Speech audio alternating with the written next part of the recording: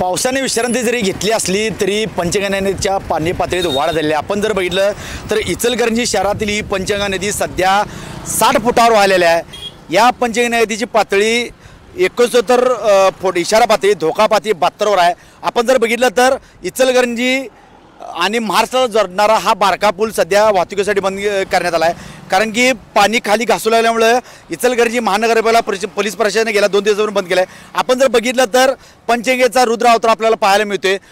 इचलकरंजी शहरातील जे वरदविनायक गणपती मंदिरमध्ये सुद्धा पूर्ण पाणी आलं आहे। इथे छोटी मोठी मंदिरे इथले बंधारे पाण्याखाली आलेले आहेत। जवळजवळ 62 बंधारे पूर्ण पंचगंगा नदीचे जे बंधारे पंचगंगा नदीवर आहेत ते 62 बंधारे पाण्याखाली गेले आहेत। कोणतेही अनुचित प्रकार घडू नये यासाठी आपत्ती व्यवस्थापनाकडून जिथे तिथे टीम तैनात करणार आहे।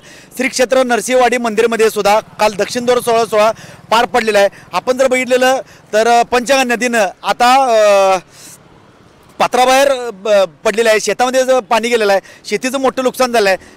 आज सकाळपासून पावसाने थोडी विश्रांती घेतली असली तरी पंचगंगेच्या पाणी पातळीत वाढ झाली आहे।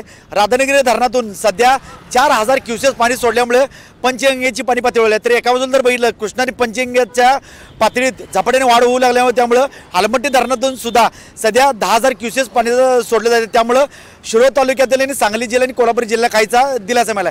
कॅमेरामॅन निखिल विसेस, मी साईनाथ जाधव, TV9 मराठी, इचलकरंजी।